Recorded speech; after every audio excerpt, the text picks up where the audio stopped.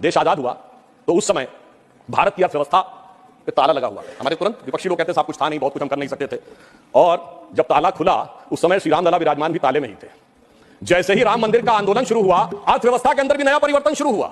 90 से 92 का ही दौर है अर्थव्यवस्था में भी बदलाव का, भारत की अर्थव्यवस्था के खुलने का, भारत की राजनीतिक व्यवस्था के भी बदलने का, और यही वो दौर है जिस समय विवादित ढांचा भी गिरा और नेहरूवियन मॉडल भी समाप्त हुआ। यानी अगर आप देखें तो वो दौर था जब फॉरेन एक्सचेंज रिजर्व भी 1 बिलियन पे था। परंतु मैं याद दिलाना चाहता हूं, कुछ लोग लगेगा ये तुलना है क्या, तो मैं ये भी याद दिलाना चाहता हूं, उसके बाद एक बड़ा दौर आया जब 2003-4 में, आप याद करिए, हम करंट अकाउंट सरप्लस कंट्री बने। 2003-4 के चौथे क्वार्टर में हम सबसे तेजी से बढ़ने वाली अर्थव्यवस्था और इंडिया सक्सेस स्टोरी 2003-4 में कही जाने लगी। यही वो दौर था जब खुदाई हुई और 70 खंबे निकले थे, जहां से साबित हो गया था कि श्री राम लला विराजमान के पास ही वो मंदिर है। अब आप आइए साहब, उसके बाद 2019 में जब जजमेंट आया तो तब 1 बिलियन था, जब खंबे निकले तो फॉरेन एक्सचेंज रिजर्व 100 बिलियन था, अब मोदी जी के नेतृत्व में 500 बिलियन पहुंच गया। और इतना ही नहीं मान्यवर, अब जब राम मंदिर बनने जा रहा है तो हम 5वीं बड़ी अर्थव्यवस्था है, चौथे बड़े स्टॉक एक्सचेंज